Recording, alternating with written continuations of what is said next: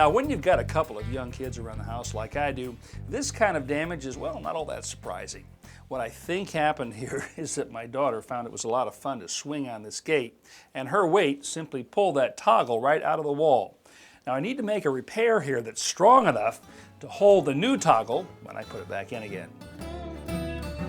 Before starting, I head out to my van to get a couple of tools and the material I'll need to make the repair.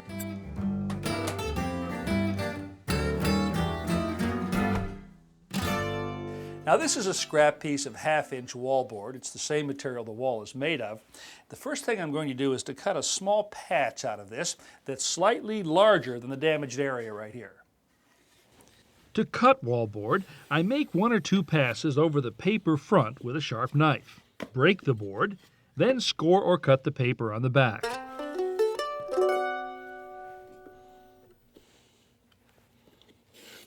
I always like to keep a few wallboard scraps around, just for repairs like this. Next, I place the patch over the damaged area and trace the outline onto the wall.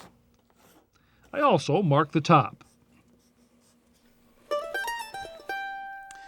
Now, this is a wallboard saw. You notice there's a really nice sharp point right here. So to get this started, all I've really got to do is place this on the line, kind of give it a little bit of a twist and a push, and it goes right in.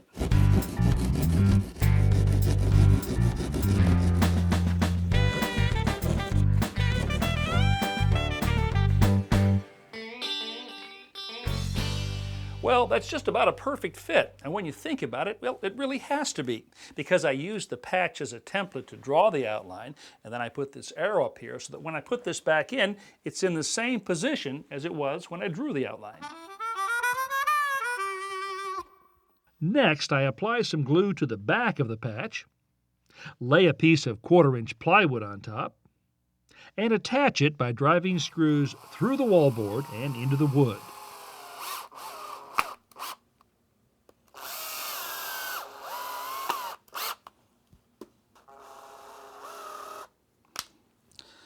Now, this long screw right here is going to be a handle. So I'm going to put a little bit of glue on this backer board. Think of those as kind of tabs. All right, now I'm going to slip the whole patch up inside the hole. I'll grip that nail and secure this patch in place by running 2 screws through the wall and into that piece of plywood in the back.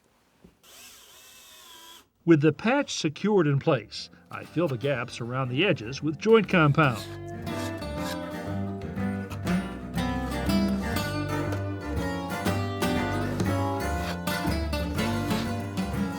After letting it dry and sanding it smooth, I touch up the paint. Next, I reposition the gate post, drill a locator hole, bore a larger 1/2-inch opening, insert the bolt, screw on the toggle, push it into the wall, and tighten.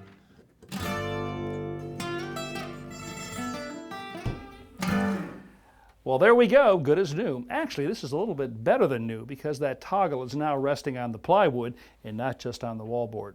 But I am going to have a little chat with my daughter, see if I can't find something else for her to swing on.